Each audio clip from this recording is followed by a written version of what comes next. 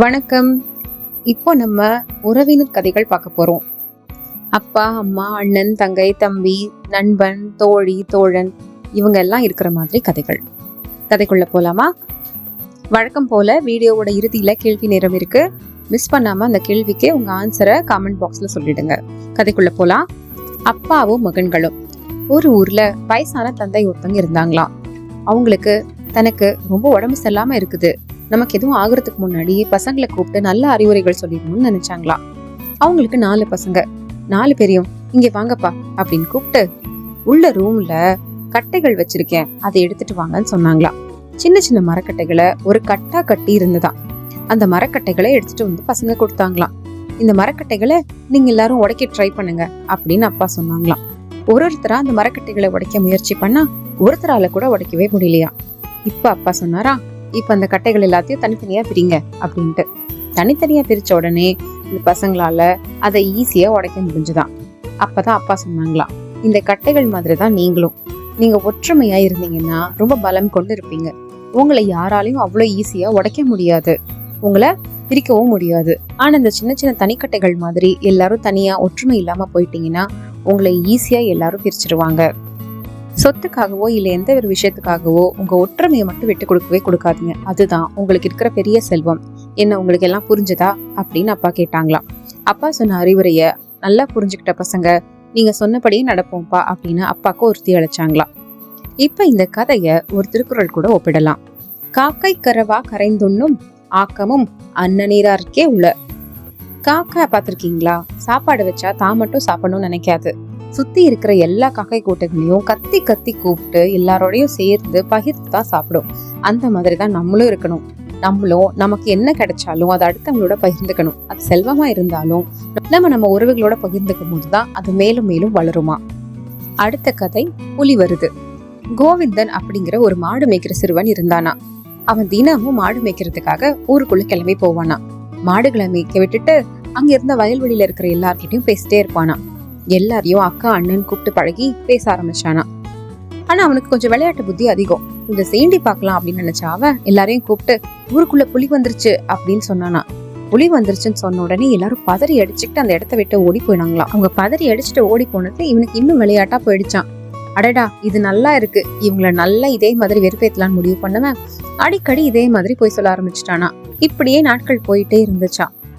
கோவிந்தன்னாலே போய் தான் சொல்லுவான், கோவிந்தன் சொல்றதை நம்பவே கூடாதுன்னு ஊர் மக்கள் எல்லாரும் முடிவு பண்ணிட்டாங்களாம்.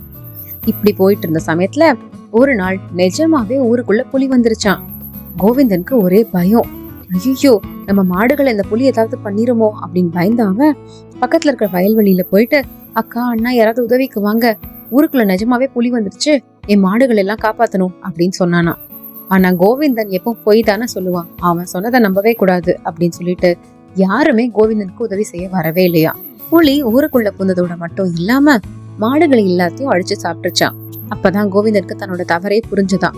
நம்ம அடிக்கடி போய் சொல்லி எல்லாரும் ஏமாத்துனதுனால நமக்கு ஒரு தேவைன்னு வரும்போது கூட நம்ம சொல்ற உண்மையை யாருமே நம்ப மாட்டேங்கிறாங்க, அதையும் போய் நினைச்சுக்கிறாங்களே அப்படின்னு சொல்லிட்டு தான் தவற உணர்ந்தானா.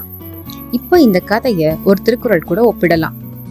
உடல் தூய்மை நீரான் அமையும், அகன் தூய்மை வாய்மையால் காணப்படும்.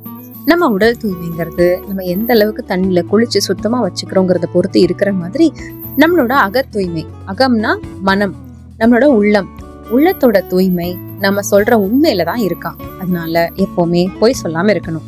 அடுத்த கதை அழகு. லக்ஷ்மி ஒரு நல்ல பொண்ணு. ஆனா எப்ப பாரு கோவப்பட்டுட்டே இருப்பா. ஆத்திரப்பட்டு கத்துறது, எல்லாரையும் திட்டுறதுன்ட்டே இருக்கிற ஒரு பெண்.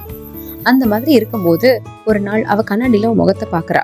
கண்ணாடியில முகத்தை பார்த்த லக்ஷ்மி, என்ன என் முகம் மட்டும் எப்பவுமே செழுமையாவே இல்ல, எப்பவுமே டல்லாவே இருக்கு, என்னால முகத்துல ஒரு தெளிவை பார்க்கவே முடியலையேன்னு ரொம்ப ஃபீல் பண்ணிட்டே இருந்தாலாம். அப்போ அந்த வழியா வந்து அவ தோழி, இங்க பாரு லக்ஷ்மி, உன்னோட பிரச்சனையே என்னன்னா எப்பவுமே நிதானமே இல்லாம பதட்டப்பட்டுட்டு கத்திக்கிட்டு எல்லார்கிட்டையும் ஆத்திரப்பட்டுட்டே இருக்க. இந்த மனநிலைமையில நீ இருக்கும் பொழுது உன் முகம் இப்படிதான் இருக்கும். நீ முதல்ல உன் பதட்டத்தை நிறுத்து, உன்னோட டென்ஷனை குறை. நிதானமா பொறுமையா எந்த விஷயத்தையும் நீ ஹேண்டில் பண்ண ஆரம்பிக்கும் போது தானா உற்சாகம் வரும். மனசுல உற்சாகம் வந்தா தானா முகமும் அழகாயிடும். அதனால இனிமே கோவத்தை விடு அப்படின்னு அவ தோழி அவளுக்கு அறிவுரை சொன்னாலாம். தன் தவற புரிஞ்சுக்கிட்ட லக்ஷ்மியும் கோவத்தை கொஞ்சம் கொஞ்சமா குறைச்சதுக்கு அப்புறம் முகம் பொலிவா அழகா ஆக ஆரம்பிச்சிருச்சான். அகத்தின் அழகு முகத்துல தானே இருக்கு. இப்ப இந்த கதைய ஒரு திருக்குறள் கூட ஒப்பிடலாம். தன்னைத்தான் காக்கின் சினம் காக்க, காவாக்கால் தன்னையே கொல்லும் சினம். நம்ம எதை கண்ட்ரோல் பண்ணலனாலும் கண்டிப்பா நம்ம கோவத்தை கண்ட்ரோல் பண்ணியே ஆகணும். சினம் அப்படின்னா கோவம். சினத்தை நம்ம கண்ட்ரோல் பண்ணாம எப்பவுமே இதே மாதிரி பதட்டமான மனநிலைமையில இருந்தோம்னா நம்ம முகத்தோட அழகே போயிடும். அந்த கோவம் கொஞ்சம் கொஞ்சமா நம்மளே அழிச்சிடும். நம்ம கோவத்தினால மத்தவங்களுக்கு வர பாதிப்பை விட நமக்கே வர பாதிப்பு ரொம்ப அதிகம். அடுத்த கதையும் இதே மாதிரி ஒரு கதை தான். லக்ஷ்மி மாதிரியே குமார் ஒரு நல்ல பையன்தான். ஆனாலும் கோவத்தை கொஞ்சம் கூட கண்ட்ரோல் பண்ண தெரியாத ஒரு பையன். எப்பவுமே அவன் ஃப்ரெண்ட்ஸ் கிட்ட கத்திட்டு திட்டிட்டு, விளையாட்டு மைதானத்திலயும் சரி பள்ளியிலயும் சரி எப்பவுமே கத்திட்டே இருப்பானா. இவனை பார்த்துட்டே இருந்த அவங்க அப்பா இவனை எப்படிதான் திருத்துறதுன்னு யோசிச்சுட்டே இருந்தாராம்.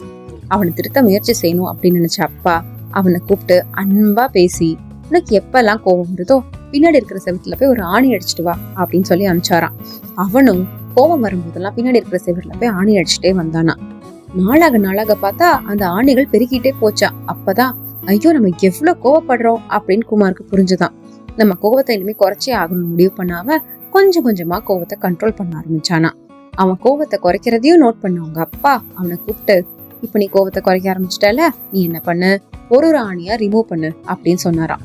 அவனும் அங்க போயிட்டு ஒரு ஆணியா திருப்பி எடுத்தானா. ஆணிய திருப்பி எடுத்தா கூடவே செவருல ஓட்டைகள் மட்டும் அப்படியே இருந்துச்சான்.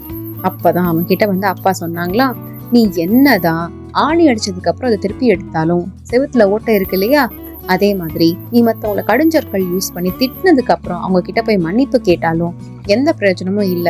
அவங்க மனசுல நீ ஏற்பட்ட காயங்கிறது அப்படியேதான் இருக்கும். அதனால நீ பேசும்போது எப்பவுமே இனிமையான சொற்களை பார்த்து பேசு.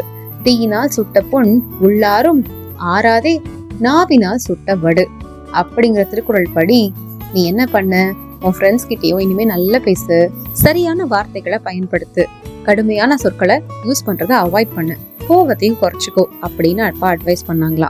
அப்பா சொன்ன அட்வைஸையும் அவங்க சொன்ன திருக்குறளையும் குமார் நல்லா மனசுல ஏத்திக்கிட்டானா. நீங்களும் மனசுல ஏத்திக்கிட்டீங்க தானே? அடுத்த கதை அம்மாவும் ஆட்டுக்குட்டிகளும். ஒரு ஊர்ல ஒரு அம்மா ஆடு இருந்துச்சான். அம்மா ஆடு தன் குட்டிகளுக்கு எப்பவுமே உணவு தேட செல்லும் பொழுது குட்டி கிட்ட சொல்லிட்டு போகுமா, எல்லா குட்டிகளும் பத்திரமா வீட்டுல பூட்டிட்டு இருங்க, அம்மா போய் சாப்பாடு எடுத்துட்டு வரேன்ட்டு. போது கூடவே இன்னொரு விஷயத்தையும் அந்த ஆடு சொல்லுமா, எதிரிகள் நிறைய பேர் இருக்காங்க, நாய் நரி ஓநாய் போல யாராவது வந்தாங்கன்னா கண்டிப்பா வீட்டு கதவை மட்டும் திறக்காதீங்க, பாதுகாப்பா இருந்துக்கோங்க, நான் போயிட்டு வரேன்னு சொல்லிட்டு போவாங்களாம். அதே மாதிரி ஒரு நாள் அம்மா உணவு தேட போயிருந்தப்போ கரெக்டா ஒரு ஓநாய் வந்துருச்சான். குட்டிகளுக்கு புரிஞ்சு போச்சு ஓநாய் நம்மள சாப்பிடறதுக்கு தான் வந்திருக்குன்ட்டு. ஓநாய் கிட்ட தப்பிக்கணும்னு நினைச்ச குட்டிகள் எல்லாம் அங்கங்க போய் ஒளிஞ்சுக்கிச்சான். ஓநாய் வீட்டுக்குள்ள வந்து குட்டிகளை எல்லாத்தையும் தேடிச்சான்.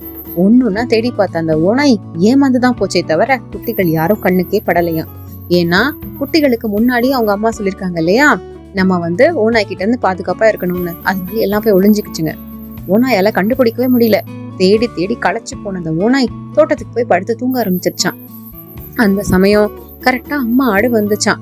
இந்த குட்டிகள் எல்லாம் நடந்த விஷயத்த அம்மா ஆடு கிட்ட சொல்ல, அம்மா ஆடு வாங்க பின்னாடி தோட்டத்துக்கு போய் என்ன நடந்துச்சுன்னு பாக்கலாம் அப்படின்னு குட்டிகளை கூட்டிட்டு போச்சான். அந்த நேரத்துல ஓநாய் நல்லா தூங்கிட்டு இருந்துச்சான். சத்தம் போடாதீங்க, இந்த ஓநாய் தூங்கிட்டே இருக்கட்டும் அப்படின்னு சொல்லிட்டு எல்லா குட்டிகளோட உதவிகளோடையும் அந்த ஓநாயை தூக்கி கிணத்துக்குள்ள போட்டுச்சான். இப்போ இந்த கதைய ஒரு திருக்குறள் கூட ஒப்பிடலாம். சென்ற இடத்தில் செலவிடா தீதொரி, நன்றின் பால் உய்ப்பது அறிவு. மனம் போன போக்குல எல்லாம் போகாம நம்ம இதுதான் பண்ணணும் அப்படின்னு சொல்லிட்டு கரெக்டா நம்மளோட அறிவை பயன்படுத்தி அந்த செயலை செய்யும் பொழுதுதான் நமக்கு வெற்றி நிச்சயம். நம்ம வர்ற ஆபத்திலிருந்தும் தற்காத்து கொள்ளலாம். இப்போ கேள்வி நேரம். உங்களுக்கான கேள்வி, சினம் அப்படின்னா என்ன? பதில் தெரிஞ்சவங்க மறக்காம கமெண்ட் பாக்ஸ்ல கமெண்ட் பண்ணிடுங்க. இந்த கதைகள் எல்லாம் உங்களுக்கு பயனுள்ளதா இருக்குன்னு நினைச்சீங்கன்னா, சுவாரஸ்யமா இருக்குன்னு நினைச்சீங்கன்னா கண்டிப்பா நம்ம சேனலை சப்ஸ்கிரைப் பண்ணுங்க. உங்க நண்பர்களோடையும் பகிர்ந்துக்கோங்க. நன்றி, வணக்கம்.